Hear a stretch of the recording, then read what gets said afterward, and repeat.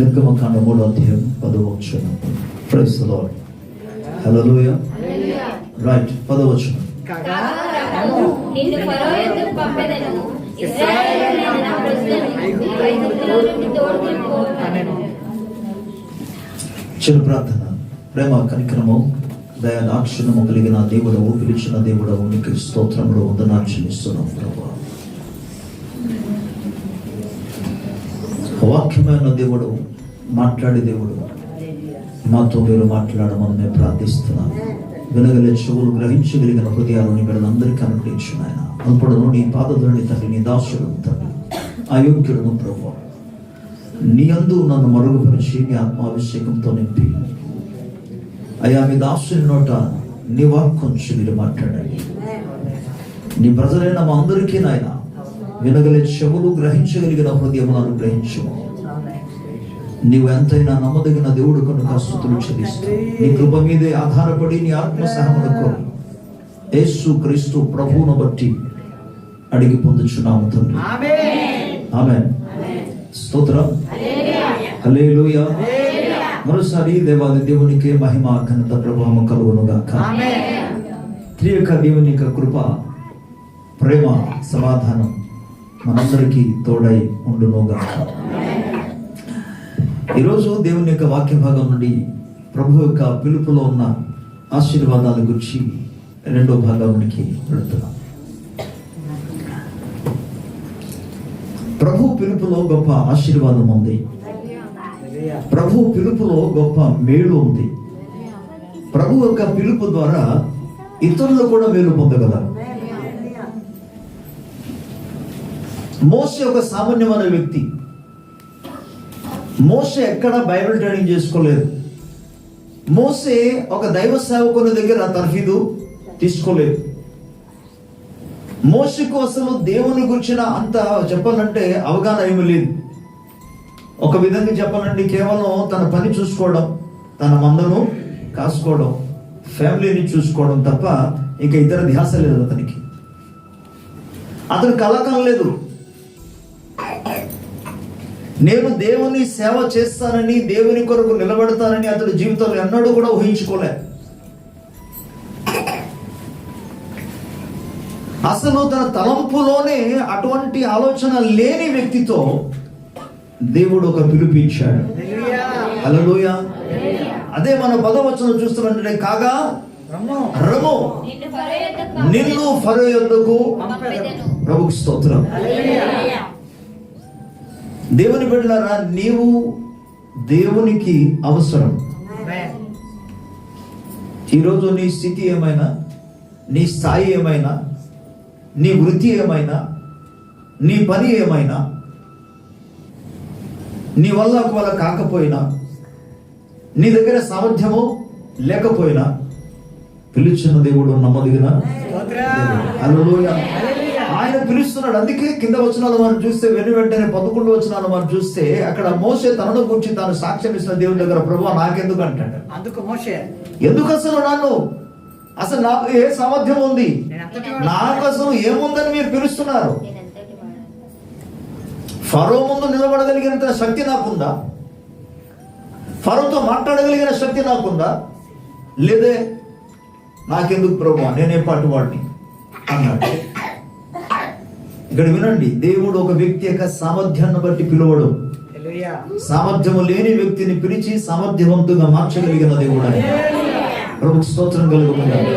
ఆ ప్రభు పిలుపునకు లోబడగలిగినప్పుడు దేవుడు ఎంత గొప్ప అద్భుత కార్యం చేస్తాడో మన తర్వాత మనకు తెలుసు. మోసే జీవితం ద్వారా దేవుడు ఎటువంటి ఉన్నతమైన గొప్ప కార్యాలు దేవుడు చేయగలిగాడు. హల్లెలూయా. హల్లెలూయా. కారణం ఇక్కడ చెప్తున్నాడు దేవుడు. ఎవరిని పిలిచాడు తెలుసా? మంచిగా ఒక మాట నేర్పగలిగిన వ్యక్తిని పిలవలేదు.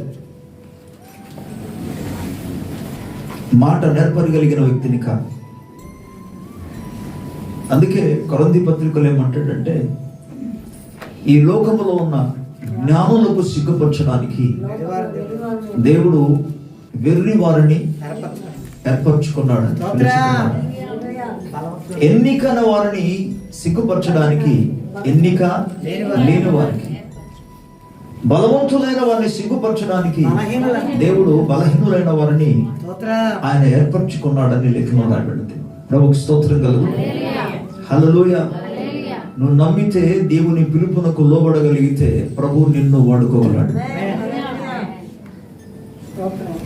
ఎక్కడ వాడుకోగలడు? చాలా మంది దృష్టి అంతా ఏంటంటే సంఘంలో నిలబడిపోయి వాక్యం చెప్పడం. అది కాదు. మోషేను దేవుడు పిలిచినప్పుడు ఏ సంఘం ఉంది?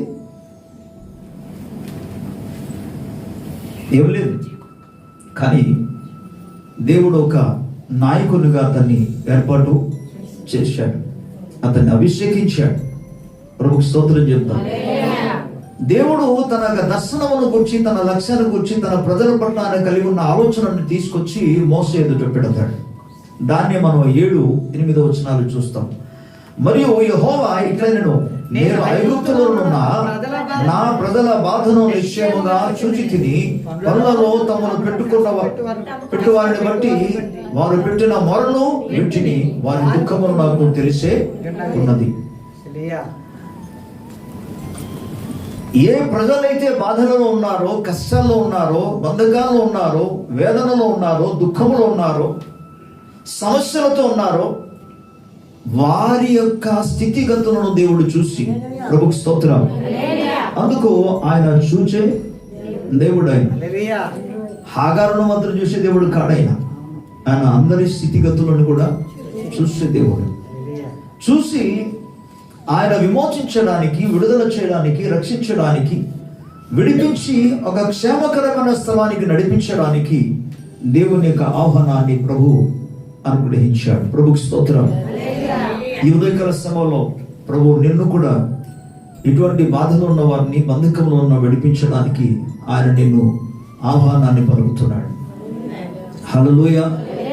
8వ వచనంలో చూస్తే, కాబట్టి ఐగుప్తుల చేతుల నుండి వారిని విడిపించుటకును, ఆ దేశము నుండి విశాలమైన మంచి దేశమునకు, అనగా కనానీయులకు, హిత్తీయులకు, అమోరీయులకు, పెరిజ్జీయులకు, హెవ్వీయులకు, యెబూసీయులకు నివాస స్థానమై పాలు తేనెలు ప్రవహించే దేశమునకు వారిని నడిపించుటకును నేను దిగి వచ్చినాను. ఇశ్రాయేలు మొర నిజముగా నా యొద్దకు చేరినది. ఐగుప్తును వారిని పెట్టుచున్న హింస చూచానయ్యా, కాగా రమ్ము. ప్రభుకు స్తోత్రం. ఇప్పుడు నా ప్రజలను విడిపించగలిగిన సమయం వచ్చింది. దేవుని స్తోత్రం. అనేక మంది వారికి ఉన్న బాధలు, వారికి ఉన్న సమస్యలు, కష్టాలు కొద్ది కాలం మాత్రం కాకుండా దీర్ఘకాలం ఉండటం మూలంగా వారు ఇంకనూ వేదనతో, చింతతో కుమిలిపోయిన స్థితిలో ఉంటారు. అందుకే ఈ దృశ్యాన్ని చూసిన దేవుడు ఇక్కడ మోసే దేవునికి ప్రార్థన చేయలేదు.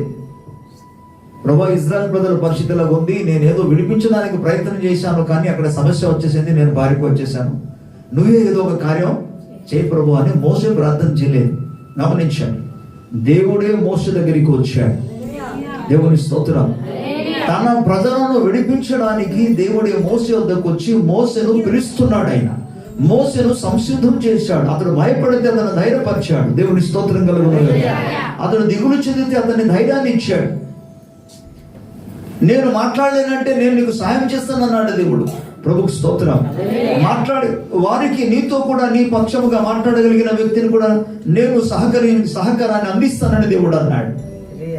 ప్రభుకు స్తోత్రం కలుగును. దేవుని యొక్క పిలుపునకు లోబడితే గొప్ప ఆశీర్వాదం. హల్లెలూయా. అప్పుడు నీవు ఆశీర్వదించబడతావు, నువ్వు అనేకులకు ఆశీర్వాదకరంగా ఉంటావు. నీవు దీవించబడతావు, అనేకులకు దీవెనకరంగా ఉంటావు. నీవు క్షేమాన్ని పొందుకుంటావు, అనేకులకు క్షేమాన్ని అందించే వ్యక్తిగా ఉంటావు. ప్రభుకు స్తోత్రం. హల్లెలూయా. అందుకే యెషయా గ్రంథంలో అంటాడు, ఈ లోకంలో ఒక వ్యక్తి దీవించబడాలి అని అనుకున్నవాడు యెహోవా దీవెన అతడు పొందుకోవాలని, యెహోవా చేత ఆశీర్వదించబడాలని ఆశ కలిగి ఉండాలని ప్రభు వాక్యం సెలవిస్తుంది. ప్రభుకు స్తోత్రం. దేవుని బిడ్డలారా, ప్రభు పిలుపులో గొప్ప ఆశీర్వాదం ఉంది. ఈ ఆశీర్వాదమును పొందుకోవడానికి ప్రభు నిన్ను ఆహ్వానిస్తున్నాడు. నీ ద్వారా అనేక మంది విడుదల పొందాలని ప్రభు యొక్క చిత్తం. ఆమేన్. హల్లెలూయా. హల్లెలూయా. ప్రభు అతనికి తోడుగా మరో వ్యక్తిని ఆయన ఏర్పాటు చేశాడు. అతని పేరే అహరోను. పరిచర్యకు వెళుతుండగా, స్వార్థ పరిచర్య కావచ్చు, ప్రార్థన పరిచర్య కావచ్చు, ఏ పరిచర్య అయినా కావచ్చు, గాన పరిచర్య కావచ్చు, ప్రతి పరిచర్యలో ప్రభు సహకారాలను లేవనెత్తుతాడు. ప్రభుకు స్తోత్రం. దేవుని బిడ్డలారా, నీ జీవితంలో నీవు ఎంతకాలం మంది ప్రభువును నమ్ముకుని ఒకసారి ఆలోచించు. ఎన్ని సంవత్సరం నుండి ప్రభు మందిరానికి వస్తున్నావో ఆలోచించండి. ప్రభు పిలుపుకు ఎప్పుడైనా సరే స్పందించావా? ప్రభు పిలుపుకు ఎప్పుడైనా నువ్వు లోబడ్డావా? ప్రభు సేవ కొరకు ఎప్పుడైనా ముందుకు రాగలిగావా? ప్రభు స్తోత్రం. ప్రభు నీకు అనుగ్రహించిన తలంతులు దేవుని యొక్క రాజ్య వ్యాప్తి కొరకు ఉపయోగించగలుగుతున్నావా? నేను మరలా వాక్య ఆధారాన్ని బట్టి చెప్తున్నాను. ప్రభు అనుగ్రహించిన ప్రేరణ బట్టి, నీ సామర్థ్యాన్ని బట్టి కాదు దేవుడు నిన్ను పిలిచేది. నీవు బలహీనుడు అని ఆయనకు తెలుసు. నీకు సామర్థ్యము లేదని ఆయనకి తెలుసు. నీ అంతలో నువ్వు ఏమి చేయలేవని ఆయనకి తెలుసు. అందుకే కదా ప్రభు అంటాడు, నేను నీకు తోడై ఉన్నాను. స్తోత్రం. హల్లెలూయా, హల్లెలూయా. ప్రభు వాడిని పిలుస్తున్నాడు, నేను మీకు తోడై ఉన్నాను. యెహోషువ కాలానికి కూడా వచ్చినప్పుడు మోసే చనిపోయిన తర్వాత కూడా ప్రభు అతన్ని ఆహ్వానిస్తే ఏమంటాడంటే, మోసే చనిపోయాడు, నీ యజమానుడు చనిపోయాడు కనుక సేవకుడు నా మోసే దగ్గరికి యెహోషువ దగ్గరికి వచ్చి ఏమంటాడంటే, నేను మోసకు తోడై ఉన్నట్లుగా నేను నీకు తోడై. ప్రభుకు స్తోత్రం. హల్లెలూయా. నీవు కేవలము నేను ఇచ్చే పిలుపుకు విధేయత చూపము చాలు. నేను ఇచ్చే ఆహ్వానాన్ని అంగీకరించు చాలు. ఎలా జరుగుతుంది, ఏ విధంగా జరుగుతుంది అనే విషయాన్ని మాత్రం ఊహించుకోవద్దు. ప్రభుకు స్తోత్రం. వినండి, మీరున్న ప్రాంతాలలో, మీ యొక్క వీధులలో, మీ యొక్క ఇరుగు పొరుగు ప్రాంతాల్లో మీ స్వజనుల మధ్యకు పరిచర్య చేయడానికి, సువార్తను ప్రకటించడానికి, దేవుని ప్రేమను ప్రచురపరచడానికి పేతురు రాసిన పత్రిక 2:9 ప్రకారముగా ఆ చీకటిలో నుండి ఆశ్చర్యకరమైన తన వెలుగులోనికి పిలిచిన వాని యొక్క గుణాతిశయమును ప్రచురము చేయడానికి దేవుడు నిన్ను ఏర్పాటు చేసుకున్నాడు. ప్రభుకు స్తోత్రం. మీరు ఉన్న ప్రాంతాలకు మీరే మోసెలు, మీరే యెహోషువలు. ప్రభుకు స్తోత్రం. దేవుడు మరొకరిని పిలవచ్చు కదా మీరు అంటారేమో. కాదు, దేవుడు నిన్నే ఎన్నుకున్నాడు. ఆయన పిలుపులో గొప్ప ఆశీర్వాదం ఉంది. ప్రభుకు స్తోత్రం. హల్లెలూయా.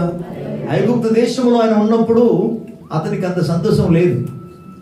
బహుశా అతడు ఒక ధనవంతుని లేకపోతే ఒక రాజుగారి ఇంట్లో ఉన్నందుకు అతనికి కొంత మట్టుకు తినడానికి, త్రాగడానికి, ధరించడానికి, ఆ విధంగా ఉల్లాసించడానికి కొంత అవకాశం దొరికింది తప్ప వాడు మాత్రం సంతోషించగలుగుతున్నాడు. కానీ అతని మూలంగా ఇతరులు ఏమాత్రం కూడా సంతోషించలేకపోయారు. కానీ ఆయన ఒకసారి పరిచయంలోనికి వచ్చిన తర్వాత, ప్రభుకు స్తోత్రం చెప్తాను, దేవుని యొక్క పిలుపుకు లోబడిన తర్వాత, ఆ పిలుపును వెంబడించిన తర్వాత మనం గమనిస్తే ఆ ఐగుప్తు దేశంలో దొరకని యొక్క ఆనందం అతనికి కలిగింది. ఎప్పుడు కలిగింది?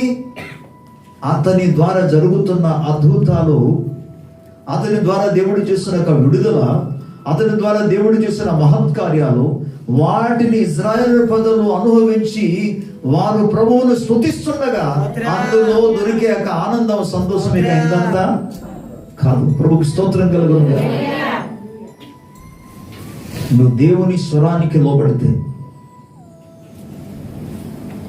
తినే ఆహారం కంటే, తాగే పానీయాల కంటే, ధరించే వస్త్రముల కంటే కూడా అధికమైన సంతోషం ప్రభు పరిచర్యలో నువ్వు అనుభవిస్తావు. ఎందుకు తెలుసా? నీ మూలంగా ఒక వ్యక్తి విడుదల పొందితే ఏమి ఆనందమో తెలుసా?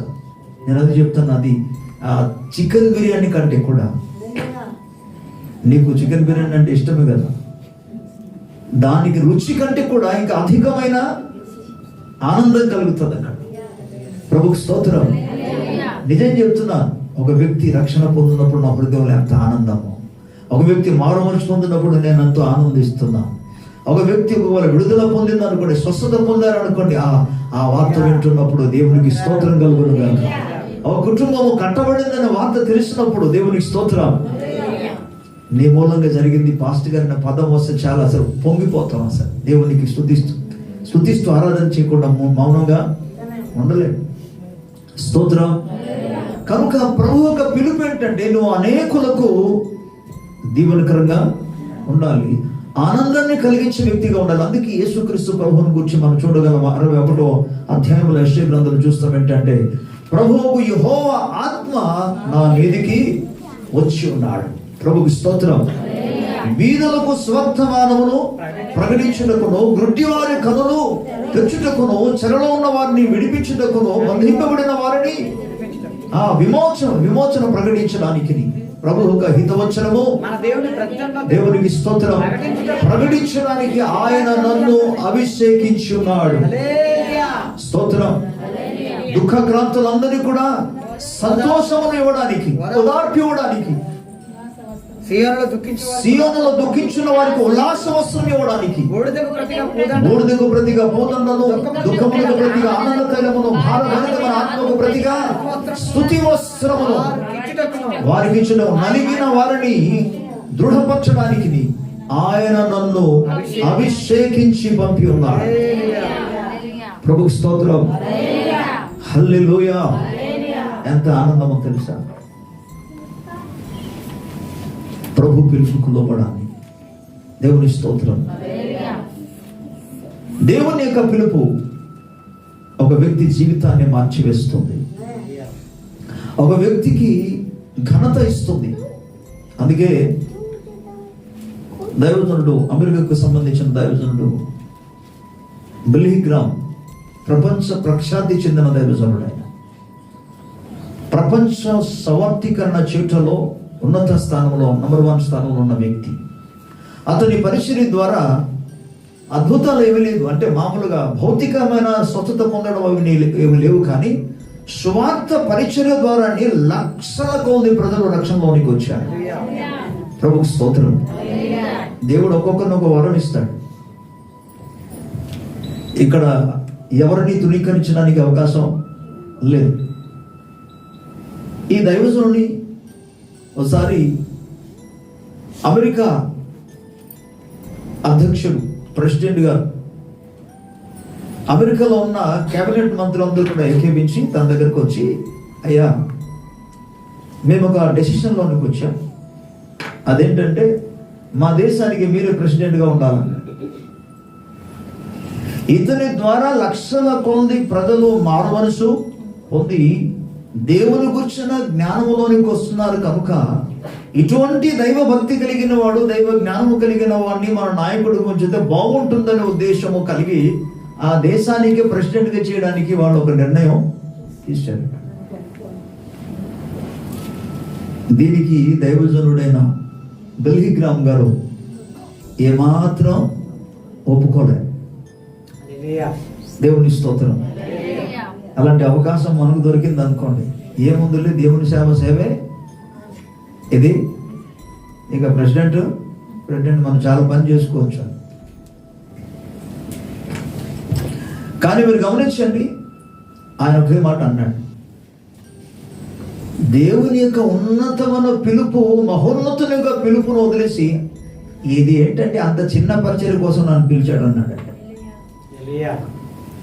అంటే ఒక దేశానికే ప్రెసిడెంట్ గా ఉంచబోతున్న ఈ పదవిని ఆయన ఏమన్నాడు తెలుసా?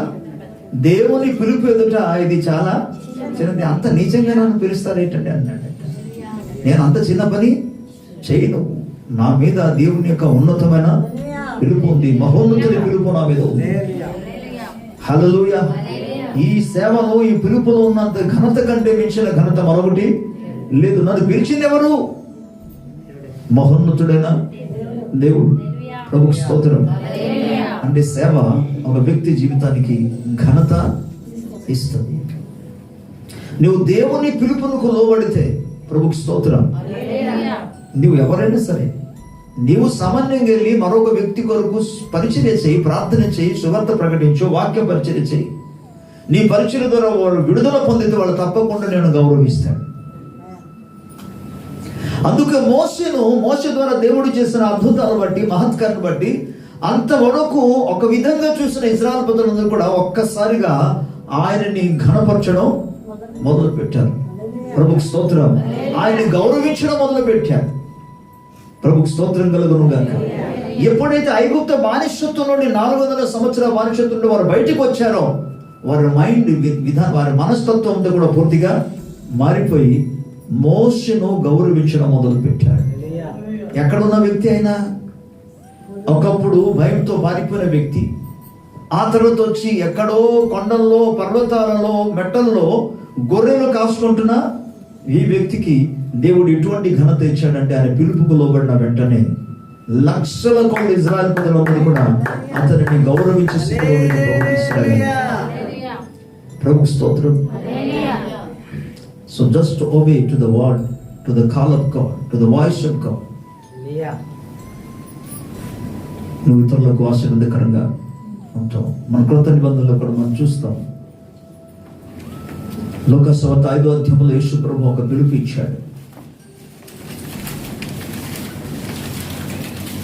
తన జీవనం అంతా కూడా కేవలం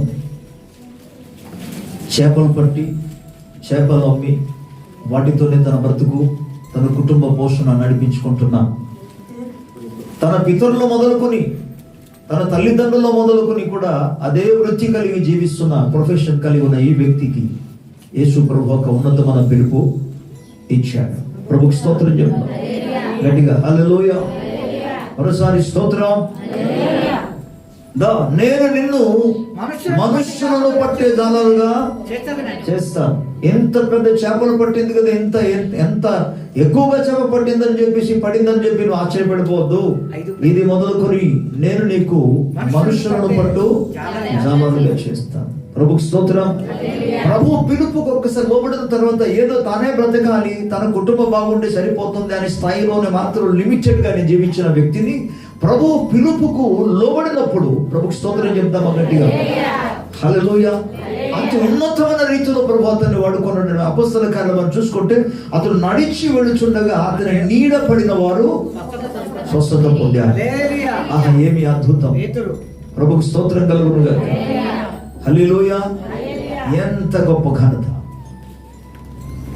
అతడు వాక్యం ప్రకటిస్తుంటే ఒక సామాన్యమైన జనం, అందుకే విద్య లేని పామరులని వాళ్ళకి పేరు ఉంది. ఇంత గొప్ప శక్తి సామర్థ్యము ఎక్కడి నుండి వీడికి వచ్చింది అంటే వారికి తెలిసిందట వీరు యేసుతో కూడా ఉన్నవారని. ప్రభుకు స్తోత్రం.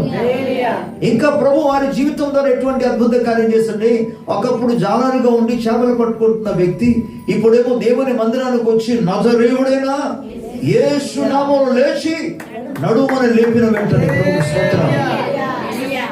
ఒక సామాన్యమైన వ్యక్తి ద్వారా, విద్య లేని, చదువు లేని ఒక వ్యక్తి ద్వారా కుంటివాడు లేచి స్వస్థత పొంది గంతులు వేస్తూ, కేకలు వేస్తూ ప్రభువుని స్తుతించగలిగాడు. దేవుని పిలుపుకు లోబడితే ఎంత గొప్ప ఆశీర్వాదం.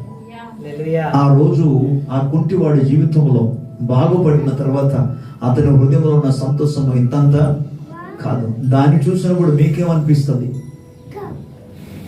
ఎవరికైనా బాధ అనిపిస్తుందా? అయ్యో అలాగుంటే బాగున్నాను సాధారణుడే అనుకుంటాడు. కుంటివాడుగా ఉంటే బాగుండు, కానీ దేవుని బిడ్డలైతే బాగుపడితే సంతోషిస్తారు, ఆనందిస్తారు. ప్రభుకు స్తోత్రం. నీవు చూస్తేనే ఆనందం అనిపిస్తే, అది నీ ద్వారానే జరిగితే ఇంకెంత ఆనందం అనిపిస్తుంది. ప్రభుకు స్తోత్రం. హల్లెలూయా. అందుకే ప్రభు అనేక సందర్భాల్లో శిష్యులను ఏర్పాటు చేసుకున్న తర్వాత ప్రత్యేకంగా ఆయన ఈ భూలోకం నుండి ఆయన వెళ్ళిపోతున్న సందర్భాలలో ఆఖరి నాన్న ప్రభు అంటాడు, మీరు సర్వలోకానికి వెళ్ళి, మత్తయి సువార్త మనకు 28వ అధ్యాయంలో 16వ వచనం నుండి చదువుకున్నప్పుడు, మీరు సర్వలోకమునికి వెళ్ళి సర్వ సృష్టికి సువార్త ప్రకటించండి, తండ్రి కుమార పరిశుద్ధాత్మ నామములో వారికి బాప్తిసం ఇవ్వండి, నేను మీకు బోధించిన సంగతులన్నీ కూడా వారిని బోధించి నాకు శిష్యులుగా చేయండి. ఇదిగో నేను యుగ సమాప్తి వరకు. ఇప్పుడు చెప్పిన మాట ఏంటంటే, నేను యుగ సమాప్తి వరకు సదాకాలము మీతో కూడా ఉన్నాను. హల్లెలూయా. ప్రభుకు స్తోత్రం. నీతో కూడా ఉందును కాదు, ఇక్కడ ఉన్నాను. నీతో ఉన్నానంతే. ఎవరితో ప్రభు ఉంటున్నాడు? ఎవరైతే దేవుని యొక్క పిలుపుకు లోబడి, దేవుని వాక్యానికి లోబడి, దేవుని స్వరమునకు లోబడి విధేయత చూపుచున్నారో దేవుడు వారికి తోడై ఉంటాడైనా. ప్రభుకు స్తోత్రం చెప్తాను. హల్లెలూయా. దేవుని యొక్క ఉన్నతమైన పిలుపుకు అందుకే చెప్తున్నాను, మన విధేయత చూపాలి. పాస్టర్ గారు, నాకు కూడా పాస్టర్గా అయిపోమంటారా? పాస్టర్ గారుగా అవడానికి పిలుపు కాదు ఇక్కడ. దేవుడు కొందరికే పిలిపిస్తాడు. అందరూ పాస్టర్గా ఉండలేరు, ఉండజాలరు. వారి వల్ల కాదు, ప్రయత్నం చేసినా ఓడిపోతారు. దేవుని పిలుపు, ఆ పరిచర్య కొరకు అతని మీద దేవుని కృప ఉంటేనే వారు చేయగలరు, లేకపోతే చేయలేరు. కాబట్టి ఇప్పుడు పిలుపు ఏంటంటే దేవుని యొక్క ప్రేమను, ఆయన గుణాతిశయమును లోకమంతా ప్రచురం చేయడం. అంటే సాక్ష్యం చెప్పాలి, క్రీస్తును గుర్చిన సాక్ష్యం చెప్పాలి. ప్రభుకు స్తోత్రం. చక్కర్లేదు, జస్ట్ నీ పని నువ్వు చేసుకో. మీ పనిలో మీరు చూసుకొని దేవుని యొక్క సేవలో కొంత సమయం టైం ప్రభు మహిమ కొరకు ఇచ్చి, బాధలో ఉన్న వాళ్ళ ఇంటికి వెళ్ళండి, బంధుత్వంలో ఉన్న వారి ఇంటికి వెళ్ళండి, శ్రమలో ఉన్న వారి ఇంటి దగ్గరికి వెళ్ళండి, వారి కుటుంబం దగ్గరికి వెళ్ళండి, అనారోగ్యంతో ఉన్న వారి ఇంటికి వెళ్ళండి, వెళ్ళి పరిచయం చేయండి. ప్రభుకు స్తోత్రం. It is our responsibility to go and to do ministry. మనం వెళ్ళి వారికి పరిచయం చేయడం మనకు బాధ్యత. దుఃఖంలో ఉన్న వాళ్ళ దగ్గరికి వెళ్ళాలి, ఆదరించాలి. ఎందుకంటే మనం 61వ అధ్యాయంలో గురించి జ్ఞాపకం చేశాను. ఇప్పుడు మనం చదువుకున్నాక 7, 8 వచనములు కూడా 3వ అధ్యాయంలో నిర్గమకాండంలో ఏంటంటే, వారి దుఃఖములు నాకు తెలిసే ఉన్నది అంటాడు, వారి మొర నాకు వినబడింది అంటాడు, వారి బాధ నాకు తెలిసే ఉన్నది, నేను చూశానంటాడు. అంటే వారి యొక్క బాధ. కాబట్టి బాధలో ఉన్న వాళ్ళ దగ్గరికి వెళ్ళడం, వారి దుఃఖంలో ఉన్న వాళ్ళ దగ్గరికి వెళ్ళడం. ప్రభుకు స్తోత్రం చెప్తాను. హల్లెలూయా. ఎప్పుడు చూసిన సమ్ టైమ్స్ కొన్ని సందర్భాలు మీకు అందుకే చెప్తాను, ఒకళ్ళు ఎవరైనా సరే ప్రైజ్ లో చెప్పలేదు అనుకో, నువ్వు బాధపడిపోతావు. కానీ వాడు ప్రైజ్ లో చెప్పకపోతే నువ్వు చెప్పు, ఏమైపోయింది? ఏమి నష్టమా? ప్రైజ్ లో నువ్వు చెప్పావు అనుకో, వాడికి అవతల ఉన్న వ్యక్తి ఒకరు నిజంగా చెప్పకపోయినా సిగ్గుపడి వాడు ప్రైజ్ లో చెప్తాడు, సిగ్గుపడతాడు అప్పుడు వాళ్ళు. దీనికి మనం ప్రత్యేకంగా మనం బాధపడవలసిన పర్లేదు. ప్రైజ్ లార్డ్, అంతే. దేవుని స్తోత్రం. హల్లెలూయా. ప్రియులారా, కష్టంలో ఉన్న వాళ్ళ దగ్గరికి మనం వెళ్ళడం అనేది దేవుని చిత్తం. ఇది దేవుడు అసలు వాళ్ళ దగ్గరికి వెళ్ళి విడిపించమని ప్రభు వాగ్దానం. ప్రభు చెప్తున్న మాట ఇది. ప్రభుకి స్తోత్రం. హల్లెలూయా. క్షేమం ఉన్న వాళ్ళ దగ్గరికి వెళ్ళొచ్చు, వెళ్ళి సంతోషంగా రావచ్చు, ప్రార్థన చేసుకోవచ్చు, కలవచ్చు, సహవాసం చేయొచ్చు. బట్ వాటికంటే ముఖ్యంగా ఎవరైతే బాధలు ఉన్నారు, మీరు చూడండి, యేసుక్రీస్తు ప్రభువును అసలు ఎందుకు దేవుడు అభిషేకించాడు? 61వ అధ్యాయం యెషయా గ్రంథంని జ్ఞాపకం చేశారు, 1-3 వచనాల్లో. అలాగే అపోస్తలుల కార్యములో 10వ అధ్యాయం 38వ వచనం చదువుకుంటే, అదేదనగా దేవుడు నజరేయుడైన యేసుక్రీస్తును పరిశుద్ధాత్మతోను శక్తితోను అభిషేకించును గనుక ఆయన దురాత్మల చేత పీడింపబడుచున్న వారిని స్వస్థపరచుచు మేలు చేయుచు సంచరించు చూడెను. దేవునికి స్తోత్రం. అంటే యేసుక్రీస్తు ప్రభు యొక్క ముఖ్య గురి ఏంటి? తండ్రి అయిన దేవుని యొక్క ముఖ్య ఉద్దేశం ఏంటి? చెరలో ఉన్న వారికి విడుదల, బంధింపబడిన వారికి విముక్తి, సియోనులో దుఃఖించుచున్న వారికి ఓదార్పు. అదే కదా పరిచర్య, అదే చెయ్యడు. ప్రభుకి స్తోత్రం. మేము బాధగా ఉన్నప్పుడు వచ్చారంట, మాకు బాగలేనప్పుడు వచ్చి చూశారంటే, పలకరించారంటే. అంటే నీకు బాగలేనప్పుడు వస్తేనే నువ్వు వెళ్తావా? దేవుని బిడ్డలు అలాగ అనకూడదు. నేను మళ్ళీ చెప్తున్నాను, దేవుని బిడ్డలు అలాగునా అనకూడదు. నీవు వారికి ఆశీర్వాదకరంగా ఉండాలి. ప్రభుకు స్తోత్రం. మోసే తన క్షేమాన్ని దాన్ని చూసుకున్నాడు. మొత్తానికి ఏదో అలా పారిపోయి వచ్చేసాను, ఇక్కడికి వచ్చాను, నాకు మంద దొరికింది, బాగుంది, అంతేకాకుండా భార్య దొరికింది, మొత్తానికి బాగానే ఉన్నాను అనుకున్నాడు. ఇది కాదురా బాబు, భార్య దొరికింది, మంద దొరికింది, ఏదో పని దొరికింది కాదు. నీవు అనేకులకు విడుదలకు ఒక కారకుడుగా ఉండాలి. ప్రభుకు స్తోత్రం. పేతురు కూడా అదే అనుకున్నాడు. తనకు చేప దొరికింది చాలా అనుకున్నాడు. చేపలు పట్టు వాళ్ళందరూ కూడా అదే ఐడియా ఉంటుంది. వ్యాపారస్తులందరూ కూడా అలాగే మైండ్ ఉంటారు. ఈ పెద్ద పెద్ద షాపింగ్ మాల్ అందరూ కూడా అలాగే ఉంటుంది మైండ్. ఎవరు కూడా ఆ షాప్కి వెళ్ళకూడదు, మా దగ్గరకు వచ్చి మాదే ఎక్కువ సేల్స్ అవ్వాలి, మేము మాకే ఎక్కువ వ్యాపారం రావాలని కాదు. దేవుడు ఉన్నాడు, ఆ మైండ్ పక్కన పెట్టి నువ్వు నా దగ్గరికి రా, ఈ పని చేయి. అప్పుడు నువ్వు సంతోషిస్తావు, నీ మూలంగా అనేకులు సంతోషిస్తారు, అనేక కుటుంబాలు సంతోషిస్తాయి. ప్రభుకు స్తోత్రం. హల్లెలూయా. ఆ పేతురుకు దేవుడు ఇచ్చిన ఎంత గొప్ప అద్భుతమైన ఘనత అంటే, ఒక సైన్యాధిపతి తన ఎదుట సాగలపడి నమస్కారం చేశాడు. ప్రభుకు స్తోత్రం. ఒక కమాండర్ వచ్చి అతనికి నమస్కారం చేస్తున్నారు. ఎవరికి? ఎవరికి? ఒకప్పుడు చేపలు పడుతున్న ఒక జాలరి దగ్గరికి వచ్చి సైన్యాధిపతి వచ్చి నమస్కారం, కమాండర్ నమస్కారం చేస్తున్నట్టు ఊహించండి. ప్రభుకు స్తోత్రం. హల్లెలూయా. ఎందుకు చెప్తున్నాను? దేవుని పిలుపుకు లోబడితే గొప్ప దీవెన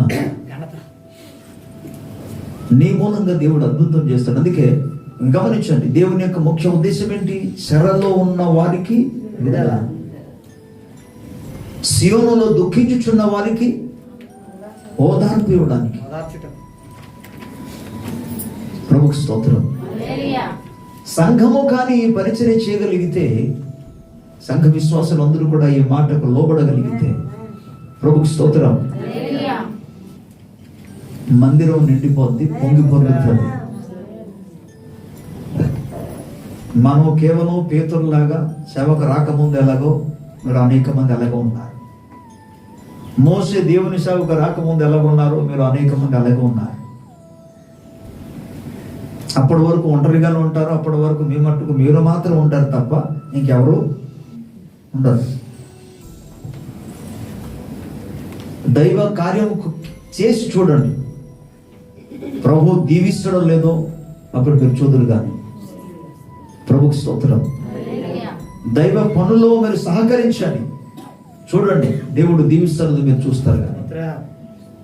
ప్రభుకు స్తోత్రం. హల్లెలూయా. ఒక క్రమమైన రీతిలో దైవ కార్యాల్లో మనం ముందుకు సాగాలి.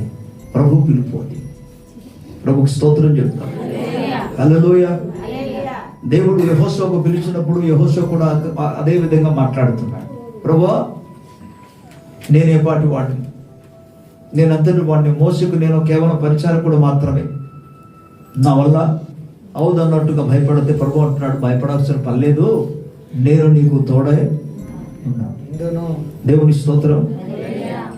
దేవుడు తోడుగా ఉండుట కంటే ఇంకా కావాల్సింది ఏంటండి?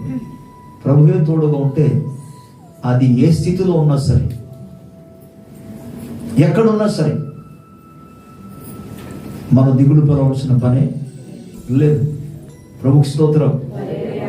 హల్లెలూయా. గాఢంధకారపు లోయలో సంచరించినను ఏ అపాయమునకు నేను భయపడను. ఎందుకు? నీవు నాకు తోడై ఉండు. ప్రభుకు స్తోత్రం. దేవుడు తోడుగా ఉంటే సేవలో దేని గురించి భయపడాల్సిన పనే. శత్రువు దాడి చేయడానికి ప్రయత్నం చేశాడు, కానీ శత్రువు దాడి అంతటిలో నుండి దేవుడు కాపాడుతాడు. ప్రభుకు స్తోత్రం. హల్లెలూయా. అందుకు భక్తుడు అంటాడు, నేను గాఢంధకారపు లోయలో సంచరించిన ఏ అపాయమునకు భయపడను, ఎందుకనగా నీవు నాకు తోడై ఉందు, నీ దుడ్డు కరయు నీ దండమును నన్ను ఆదరించు. ప్రభుకు స్తోత్రం.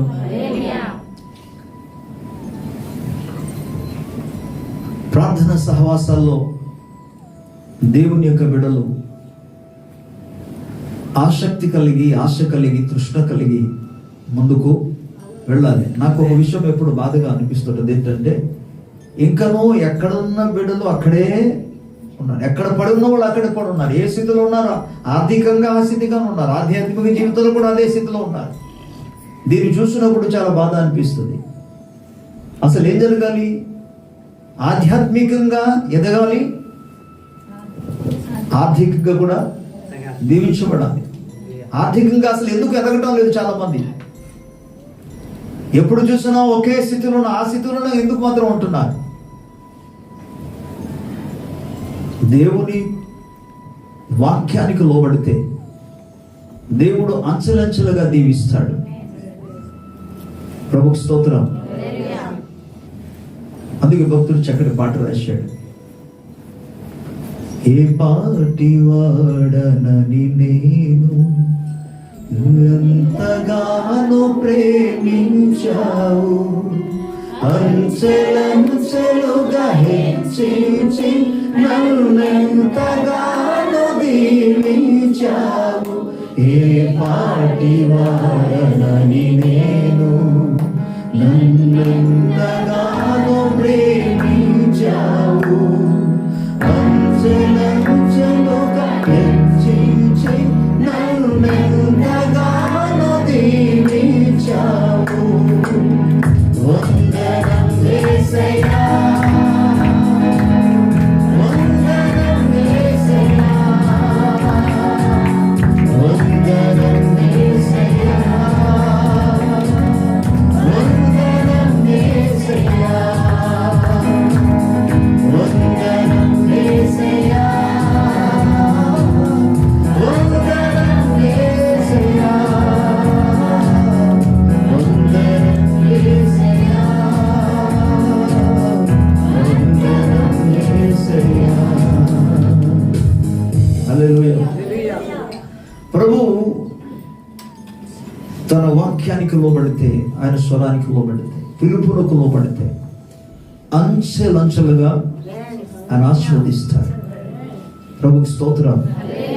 పిలిచిన దేవుడు నమ్మదగిన దేవుడు. ప్రభువు ఆయనకి మరో పేరు ఏంటంటే దేవునికి నమ్మదగిన వాడని. కాబట్టి ఆయన ఇచ్చిన వాగ్దానము నమ్మదగినది, ఆయన వాక్యము నమ్మదగినది, ఆయన నమ్మదగిన వాడు.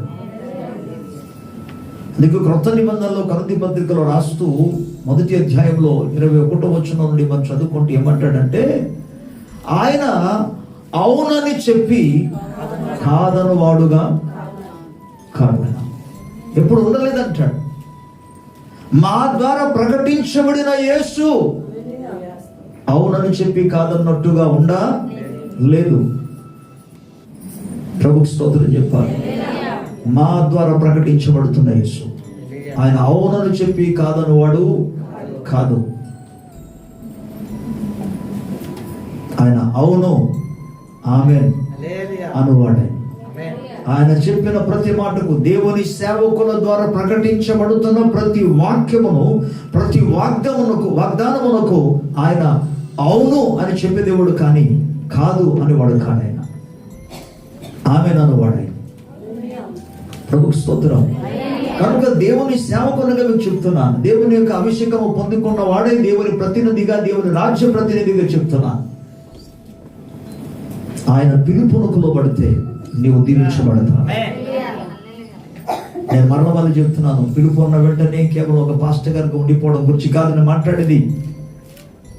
నీవు నీ సొంత పనులు చేసుకుంటూ కొంత సమయం ప్రభు కొరకు కేటాయించి దేవుని గుణాతిశయమును ప్రచురించి, ఆయన నీ పట్ల ఎటువంటి గొప్ప కార్యం చేశారు, ఎటువంటి ఉపకారం చేశారు, ఎటువంటి సహాయం చేశారు, ఏ విధంగా నన్ను దీవించాడు, అపాయ కాలంలో ఏ విధంగా నన్ను తప్పించాడు, రక్షించాడు, కాపాడాడు.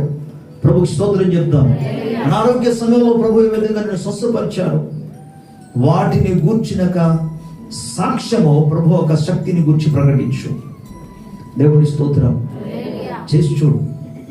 అలాగే దైవ వాక్యాలు మీ జ్ఞాపకం చేసిన ప్రకారముగా దుఃఖంలో వాళ్ళ దగ్గరికి వెళ్ళు. మత్తయి సువార్త 25వ అధ్యాయంలో కూడా మనం చూస్తాం, నీతిమంతుల గురించి రాయబడింది. దేవుని చేత, తండ్రి చేత ఆశీర్వదింపబడిన వారి గురించి రాయబడింది. గొర్రెల గురించి రాయబడింది. ప్రభుకు స్తోత్రం చెప్తాం. హల్లెలూయా. 34వ వచనం నుండి మనం చదువుకుని వెళితే అనేకమైన సంఘటనలు అక్కడ రాయబడి ఉంటుంది. దేవుని స్తోత్రం చెప్పాలి. అక్కడ ప్రభు అంటాడు, నేను ఆకలిగొని ఉండగా మీరు నాకు ఆహారమును లేదా భోజనము ఇచ్చారు. ప్రభుకు స్తోత్రం. ఆ స్థితిలో ఉన్న వాళ్ళ దగ్గరికి వెళ్ళమంటున్నాడు. అక్కడికి వెళ్ళి నువ్వు పరిచర్య చేయాలి. ఆకలి కొని ఉండగా మీరు నాకు ఆహారం ఇచ్చారు, దప్పికొని ఉండగా మీరు నాకు దాహం తీర్చారు, వస్త్రహీనుడిగా ఉన్నప్పుడు మీరు నాకు వస్త్రమును ఇచ్చారు. దేవునికి స్తోత్రం. చెరసాలలో ఉన్నప్పుడు మీరు నన్ను దర్శించడానికి వచ్చారు, రోగిని ఉండగా మీరు నన్ను చూడడానికి వచ్చారు, పరామర్శించారు. ప్రభుకి స్తోత్రం చెప్తాం. నేను పరదేశినే ఉండగా మీరు నన్ను చేర్చుకున్నారు. This is the ministry. ఈ పరిచర్య నువ్వు చేయగలిగితే తప్పకుండా ప్రభు నేను ఆశీర్వదిస్తాను. ఒక దినాన్న ప్రభు సంఘానికి వెళ్ళి నిలబడినప్పుడు నేను అందుకు చెప్తానని మాట చెప్పేది శ్రద్ధగా వినండి. వెళ్ళిపోయి నేను భక్తి కలిగి జీవిస్తున్న మొత్తానికి ఎవరితో నాకు ఎటువంటి గొడవ లేదు, నేను వంటి వాడిని కాను, ఇతరుల వంటి వాడిని నేను కాను, అంత బాగానే ఉన్నానని అక్కడ పరిచయుడు చెప్తాడు కదా. అలాగే కాకుండా నేను బాగానే ఉన్నాను, మీ స్థితి వేరు నా స్థితి వేరు, మీలాగా నేను తప్పు పని చేసే వ్యక్తిని కాను, నేను అంత పర్ఫెక్ట్గా ఉన్నాను అని చెప్పేసి వెళ్ళి దేవుని దగ్గర నిలబడిపోతావేమో. అలాంటి పని చేయొద్దు. నేను చెప్పే విషయం ఏంటంటే, వాడు ఆ పని చేశాడు, మీరేమో నేను ఎవరికి హాని చేయట్లేదు, ఎవరికి కీడు చేయట్లేదు, ఎవరికి బాధ పెట్టించలేదు, నా పని చూసుకుంటున్నాను, ప్రార్థన చేసుకుని నా పని చేసుకుంటున్నాను అంతే, ప్రార్థనకి వెళ్ళి వస్తున్నాను అంతే అని నువ్వు వెళ్ళావు అనుకో, నేను మామూలుగా నా నా నా ఆలోచన చెప్తున్నా, మంది దేవుడు ఒకటి వేస్తాడు. నేను నా ఆలోచన చెప్తున్నాను చెప్ప, దయచేసి గమనించండి. అసలు నువ్వు వెళ్ళి ఒంటరిగా నిలబడిపోకూడదు. ఏదా అని అడుగుతాడు, ఏటి ఒకటి వచ్చావేంటి అడుగుతాడు. నీతో పాటు ఎవరు రాలేదా, ఒకటి వచ్చేటి ఏది అని అడుగుతాడు. ఏరి వాళ్ళు అంటారు. అందుకే గత వారాల్లో మీకు ఫలించుట అనే భాగంలో వాక్య పరిచయం మీకు జ్ఞాపకం చేశాను, ప్రభు మాటలు మీకు తెలియజేశాను. ప్రభుకు స్తోత్రం. నువ్వు ఫలించాను, ఒంటరి వ్యక్తిగా రాకూడదు దేవుని సంఘానికి, నువ్వు ఒక్కడే రాకూడదు, నీతో పాటు కొందరిని తీసుకురావాలి. ప్రభుకు స్తోత్రం. హల్లెలూయా. ఆ దినాన బహుమానం పొందుతా, లేకపోతే ఏడుస్తాం. ఈ మాటకు 2 అర్థాలు ఉంది. దేవుడు వారి కళ్ళలో నుండి కన్నీటి భాస్వలను తుడిచి వేను. దీనికి 2 అర్థాలు ఉన్నాయి. ఒకటి, బాధలో ఉన్న కన్నీరు, ఎవరైతే బాధతో ఉన్నారో వారి యొక్క కన్నీళ్లను ఆయన తుడిచే దేవుడు. మరొకటి ఏంటంటే, నీవు ప్రభు మందిరానికి వెళ్ళిన తర్వాత, దేవుని సన్నిధిలో నిలబడిన తర్వాత, అంటే నేను మాట్లాడేది ఇప్పుడు మందిరానికి వచ్చి కాదు, దేవుని యొక్క రాజ్యంలోనికి వెళ్ళిన తర్వాత నిలబడితే, నీ ముందు నువ్వు అనుకున్న ఒక వ్యక్తి, అరకంటే నేనే మంచులు అనుకున్నా, ఎవరైతే గురించి అనుకున్నావో నీకంటే ఎక్కువ బహుమానం వాళ్ళకి రావడం చూస్తా. దేవుడేమో వారి పేరు పిలిచి వారికి బహుమానం ఇస్తాడు. అక్కడ నేను భక్తి కలిగి ఉంటాను, సరేలే పర్వాలేదులే, నాకు ఏ ప్రాబ్లం లేదు అనుకున్నాను. నీవు అక్కడ ఏం చేస్తావు తెలుసా, వాళ్ళకి అందరు గిఫ్ట్లు, అన్ని గిఫ్ట్లు వస్తుంటాయి. అందుకే పిల్లల్ని చూస్తుంటావు, ఒక్కొక్కసారి వారి పాటలు పాడిన తర్వాత గిఫ్ట్ దొరకలేదు అనుకో, ఇక అలాగా పట్ట పట్ట పట్ట పట్ట కన్నీళ్ళు వచ్చేస్తుంటాయి. అక్కడ అదే జరుగుతాయి. వాళ్ళందరికీ కూడా పేర్లు పిలిచి బహుమానం ఇస్తుంటే నువ్వు అక్కడ ఉన్నావు, కానీ నీకు బహుమానం ఉండదు అని చూసినప్పుడు నీకు బాధ అనిపిస్తుంది. అయ్యో, నేను ఎందుకు అసలు ఆ రోజుల్లో నేను దేవుని ప్రేమను ప్రజలకు చెప్పలేకపోయాను, ఎందుకు కనీసం ఒక వ్యక్తిని కూడా ప్రభునందుకు నేను నడిపించలేకపోయానని కన్నీరు కాల్చేస్తే, సరేలే నాయన పర్వాలేదులే, మరి ఏం చేద్దాం, నువ్వు చేయలేదని చెప్పి యేసు ప్రభు వచ్చి ప్రతి బాష్ప బిందును తుడిచి వేస్తాడు అక్కడ. సో ఇది ఒక కేటగిరీ. మరి ఏ స్థితిలో ఉండాలనుకుంటాను మీరు ఊహించుకోండి. అక్కడికి వెళ్ళి కన్నీరు కార్చుతారా? మార్చ్. అక్కడికి వెళ్ళిన తర్వాత నువ్వు ప్రభు చేత బహుమానం అందుకోవాలి. పొందే స్థితిలో ఉండాలి. హల్లెలూయా. ప్రభుకి స్తోత్రం. స్తోత్రం. హల్లెలూయా. హల్లెలూయా. ఇంతకు పాస్టర్ గారు మరి దేవుని పని అంటున్నారు, సువార్త అంటున్నారు, పరిచయం చేస్తున్నారు, మరి మా పని అంటే మీ పని చేయొద్దని ఎవరు అన్నారు?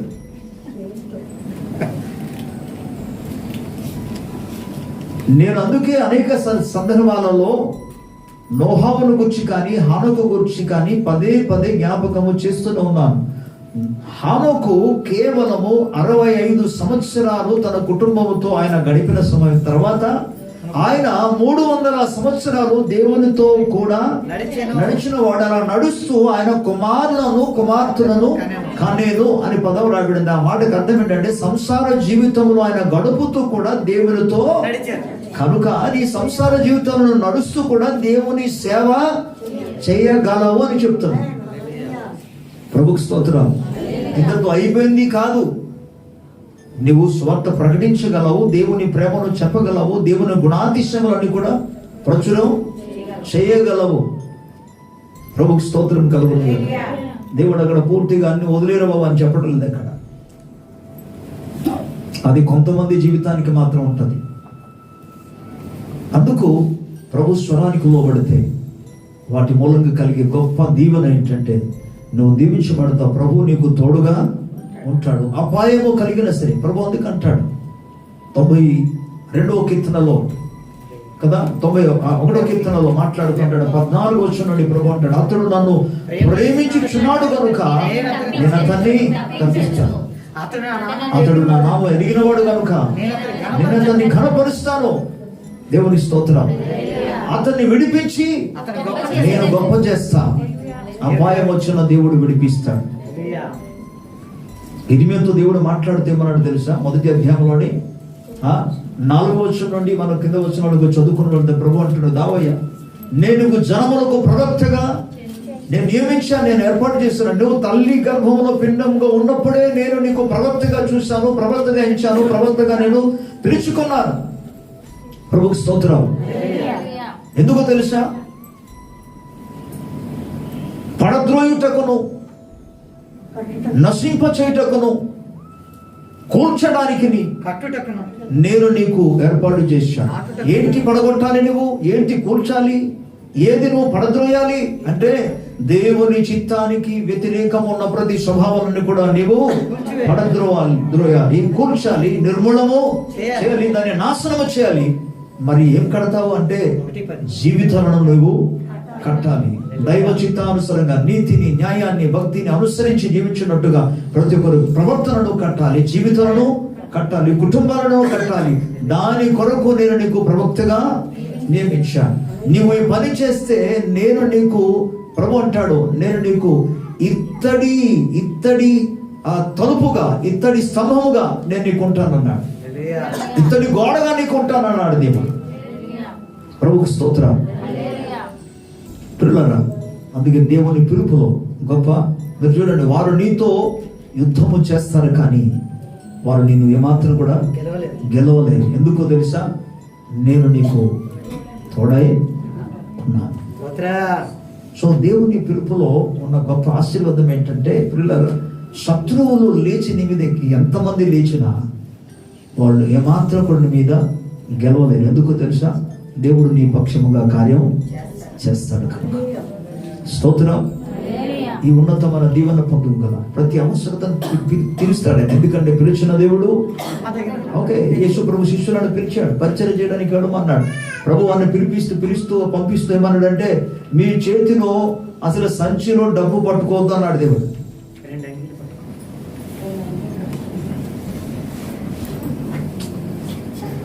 ఏమి లేకుండా బయలుదేరమన్నాడు. ఎందుకు? పిలిచిన దేవుడు అని పోషిస్తాడని, ప్రతి అవసరం తీరుస్తాడని. ప్రభుకి స్తోత్రం. సో రిమెంబర్, జ్ఞాపకం చేసుకోండి, అనేక మంది నేటి ప్రపంచాల్లో ఎంత చదువుకున్నా, ఓకే, చాలా మంది ఉద్యోగం చేసి ఆస్తులు సంపాదించిన, డబ్బులు సంపాదించిన, ఇంకనూ అనేక సమస్యలతో కుటుంబ వ్యవస్థలో ఉన్నాయి, అనేక రకమైన బాధలతో ఉన్నారు. ప్రభు ప్రేమను వారికి మనం అందజేయాలి. ఈ విధంగా పరిచర్యకు లోబడి చేయగలిగినప్పుడు తప్పకుండా దేవుడు నిన్ను నీ కుటుంబాన్ని ఆయన ఆస్వాదిస్తాడు. ఆయన వాగ్దానం చేసినట్టుగా ఆయన కాపాడుతాడు. ఆమేన్. ప్రభు ఈ మాటలు మనందరి వినికిలో ఆస్వాదించునుగాక. మనం కళ్ళు మూసుకొని ప్రార్థన చేసుకుందాం. థ్యాంక్ యూ లార్డ్, నీకు స్తోత్రం. ఒక నిమిషం ప్రతి ఒక్కరు కూడా కళ్ళు మూసుకోండి. ప్రభు సముఖంలో వేడుకున్నాం, ప్రభు కృపలో వేడుకున్నాం. ప్రభు, నేను నా సొంత కార్యం చేస్తూ నా కుటుంబ వ్యవస్థను చూసుకుంటున్నాను. నీ ప్రేమను అనేకులకు అందజేస్తాను ఆయన. నీ గుణాధిశంలో ప్రచురం చేస్తాను ప్రభు. నువ్వు చేసిన మేళ్ళు గురించి అనేకులకు తెలియజేస్తాను ప్రభు. ఒక మంచి నిర్ణయం తీసుకో. దేవుడు తప్పకుండా నిన్ను వాడుకుంటాడు. దేవుడు అద్భుతమైన కార్యం చేస్తాడు. ఓ దేవుని పిలుపును గురించిన ఎటువంటి అవగాహన లేని వారిని ప్రభు పిలిచి నిలబెట్టి వారి ద్వారా గొప్ప గొప్ప అద్భుత కార్యం చేశాడు. వారి ద్వారా దేవుడు సముద్రములను చీల్చాడు. వారి ద్వారా దేవుడు బండను చీల్చి సమృద్ధి అయిన జలాలను రప్పించాడు. వారి ద్వారా దేవుడు వారిని హల్లెలూయా ఇశ్రాయేలు ప్రజలను వాగ్దాన దేశంలోనికి నడిపించాడు. దేవుడు నీడ పడితే రోగులు స్వస్థత పొందారు. నిన్ను కూడా ప్రభు ఆ విధంగా అనేకులకు దీవెనకరంగా ఉంచడానికి ఆహ్వానిస్తుండగా ప్రభుతో చెప్పు, ప్రభా అదిగో నేను ఉన్నాను ప్రభు, నీకు ఇష్టమైన రీతిలో మార్గం సరళం చేసి నన్ను వాడుకోమని.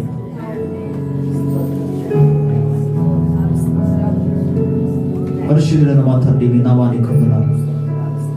నీ వాక్యమును లోబడి విధేయత కలిగి ఎంతమంది అయితే ప్రభా నాయన అంగీకరించి నాయన